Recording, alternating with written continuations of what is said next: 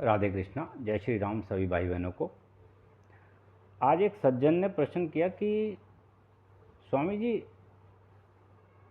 अज्ञानता से जो पाप हो जाते हैं क्या उनका भी फल भोगना पड़ता है?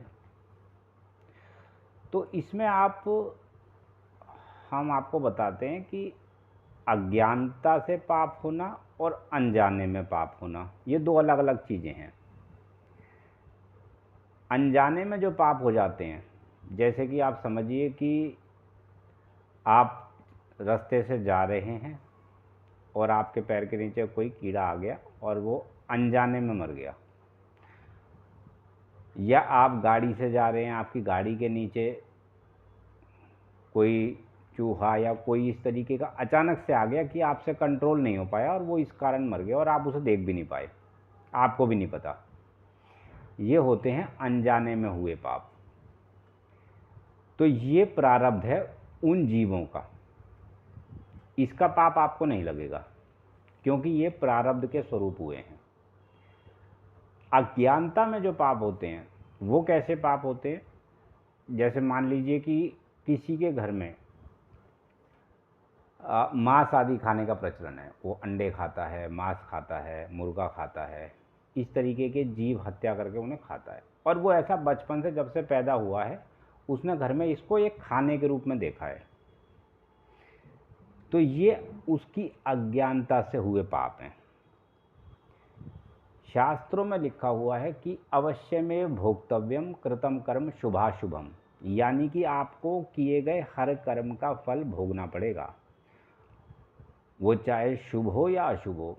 अगर आप शुभ कर्म करते हैं तो उसका रिवॉर्ड आपको मिलेगा, और अगर आप अशुभ कर्म करते हैं, किसी जीव की हत्या करते हैं, उसके प्रति हिंसा करते हैं, तो उसका फल भी आपको भोगना ही पड़ेगा। तो अज्ञानता अगर आपके अंदर मनुष्य के रूप में जन्म लेने के बाद भी रहती है तो ये एक पाप है। आपको अपनी अज्ञानता दूर करने का निरंतर प्रयास करना है। उसके लिए आपको धर्मों का अध्ययन करना है। आप किसी अच्छे संत की वाणी सुन सकते हैं, सत्संग सुन सकते हैं, जिसमें आपको धर्म के विषय में जानकारी दी जाए, जानकारी प्राप्त हो कि सही क्या है और गलत क्या है। ये जानना बहुत ज़रूरी है। जितने लोग मांस भक्षण करते हैं,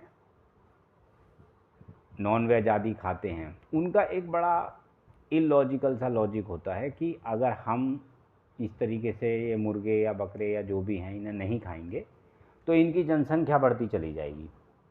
तो उनसे सबसे पहले हम ये पूछेंगे कि समाज में बिल्लियों को कोई नहीं खाता, उनकी जनसंख्या कितनी बढ़ गई? बंदर को कोई नहीं खा रहा, उनकी जनसंख्या कितनी बढ़ गई? कुत्तों को कोई नहीं खा रहा, उनकी जनसंख्या कितनी बढ़ गई? तो ये मुर्गे और बकरों की जनसंख्या भी नहीं बढ़ेगी जैसे इनकी नहीं बढ़ रही, एक सीमित मात्रा में ही रहेगी। जितने भी मुर्गे बाज़ार में बिकते हैं उसमें हम आपको बताएंगे कि 90% से ज़्यादा मुर्गे वो हैं जिनको ज़बरदस्ती इंजेक्शन दे के पैदा किया गया है। वो नेचुरल नहीं है, वो नेचर की पैदाइश नहीं है। इसी तरीके से जबरन उनका प्रजनन करवाया जाता है।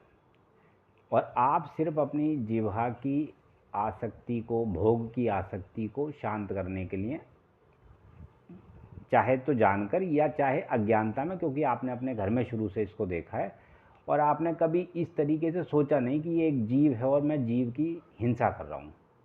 और जीव हिंसा शास्त्रों में, धर्म में निषेध है। तो ये अज्ञानता में हुए पाप हैं और इसका दंड आपको ज़रूर भुगतना पड़ेगा, क्योंकि मनुष्य होने के नाते आपकी ये जिम्मेदारी बनती है, क्योंकि आपको भगवान ने उस लेवल का बौद्धिक क्षमता दी है कि आप इस चीज़ को समझें। तो ये अज्ञानता में हुए पाप हैं, इनका दंड आपको भुगतना पड़ेगा। कर्म के विषय में आप समझिए कि जब भी आप कोई अशुभ कर्म करते हैं, किसी के प्रति पाप कर्म करते हैं, तो चाहे कितनी ही सदियां बीत जाएं, वो कर्म आपका जब तक भोग नहीं दिया जाएगा या जब तक भगवान उसको किसी कारण से क्षमा नहीं कर देंगे, वो कर्म वहीं बैठा रहेगा, उसका फल आपको भोगना पड़ेगा। आप देखिए कि जब धरती पे भगवान अवतार लेके आए थे, तो जैसे श्री कृष्ण जी थे, उनकी मृत्यु तीर लगने से हुई थी। तो जो कर्म उनसे बना था वो कर्म का फल उन्हें भी भोगना पड़ा था, और उन्होंने ये दिखाया है एक उदाहरण के रूप में जब भी भगवान अवतार लेके आए हैं कि जो मनुष्यों के लिए हैं वही मेरे लिए हैं। अगर मैं मनुष्य के रूप में अवतार लेके आऊँगा, वो कर्मों के फल मुझे भी भोगने पड़े हैं, आपको भी भोगने पड़ेंगे। तो उसमें आप अंतर समझिए, अनजाने में और अज्ञानता में, इन दोनों को मिक्स मत कीजिए। अज्ञानता में हुए कर्म आपको भोगने पड़ेंगे, इसलिए हम बोलते हैं कि आप अपने अज्ञान को दूर कीजिए, सत्संग सुनिए, संतों की वाणी सुनिए, शास्त्रों का अध्ययन कीजिए।